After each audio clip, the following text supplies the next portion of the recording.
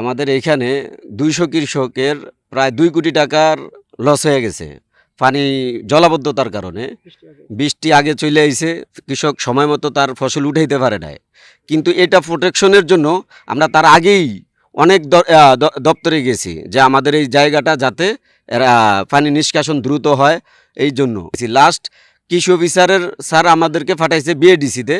ওইখানে যাওয়ার পরে আমাদের ওইখানকার যে ইঞ্জিনিয়ারের নাম্বার দিছে, ইঞ্জিনিয়ার একবার আইছে, উনি সার্ভে করে গেছে। যাওয়ার পরে এই বর্ষা শুরুর একদিন আগে ওনার কাছে আমরা আবার গেছি। যাওয়ার পরে উনি আমাদের সাথে চ্যাংরামি করতেছে। ইঞ্জিনিয়ার হাবিব ওনার কাছে গেছি, উনি আমাদের মোট কথা উনি আমাদের সাথে চ্যাংরামি করছে। একরকম কৃষকের জিনিস নিয়ে উনি চ্যাংরামি করছে। এখন এই যে আমাদের 2 কোটি টাকা ক্ষতি হয়েছে, উনি কি পারবে সেই ক্ষতিটা আমাদেরকে ফুসাই দিতে? 200-র বেশি সার্ভিস ও ফিচারে লেনদেনের সব বিকাশ অ্যাপে সম্ভব। 1 একর জমিনে আমার প্রায় 49,000 টাকা গেছে সবিনে। 49,000 টাকা গেছে। যদি আল্লাহ দিছে মাল, পর্যাপ্ত পরিমাণ মাল দিছে, কিন্তু যদি আমরা ক্ষতিগ্রস্ত না হইতাম প্রায় 1 লাখ টাকার মাল বিক্রি করা যাইত। আমরা এইভাবে অনেক ক্ষতিগ্রস্ত হয়ে গেছি।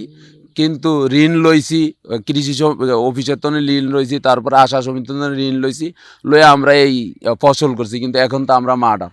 যদি ড্রেন থাকতো, আমরা সমাজসেবকের দ্বারা গেছি, তারপরে বিএডিসিতেও গেছি আমরা, কিন্তু আমাদেরকে কেউই পাত্তা দেন। আমরা সাধারণ কৃষক, আমাদেরকে কৃষক বলে সবাই অবহেলিত করে। এই ঘটনা হয়েছে জলাবদ্ধতার কারণে। বৃষ্টি হয়েছে, আল্লাহ তাআলা বৃষ্টি দিছে, কিন্তু যদি ড্রেন থাকতো, পর্যাপ্ত পরিমাণ পানি যাইতে পারতো, তাহলে আর আমাদের এই ক্ষতির মুখে আমরা পড়তাম না। আমাকে পানির জন্য আমাকে সব কিছু চলে গেছে, যে বাদাম, ফিওডাইল, মরিচ সব কিছু গেছি গেছেন ঋণ করিয়া, সমর্থিত টাকা লইয়া আমরা এগুলো করছি। অন্তত আমরা কীভাবে চলবো আর কীভাবে কর্ম করার কিছু আমাকে নাই। এই অবস্থা যে পানির লেগে আমাকে সব কিছু, পানির কারণে আমাকে সব কিছু নষ্ট হয়ে গেছে।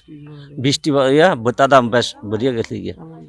এরম বৃষ্টি হয়েছে বৈশাখ মাসে, বৃষ্টি চলে দাম সব তলে গেছে। আমি 80% এই বিলে গৃহস্থী করছি। 80%-এর মধ্যে আমার হলো 20% ছিল হলো বাদাম, ডাইল, বাকিটা হলো সয়াবিন। সয়াবিনটাই বেশি।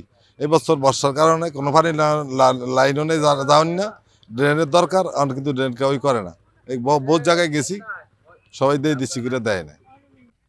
ড্রেনের কারণে আমাকে পানি যায় না, 1 হাঁটু পর্যন্ত পানি। বৃষ্টি পড়াই আমাকে 30 বছর পর্যন্ত এই বিলের পানি সরে না। আমার কামাল মেম্বার আছে, হেরা কেউই দেয় না। 8 নং ওয়ার্ডের মেম্বার, এরা কেউ চায়ও না, দেয় না। আর চেয়ারম্যান আসিল, রানিং চেয়ারম্যান আসিল বিপ্লব মোল্লা, হ্যার কাছে যাওয়া হয়েছে, হ্যাঁ কোনো খোঁজখবর নেয় না, তথ্য তালাশ নেয় না। এই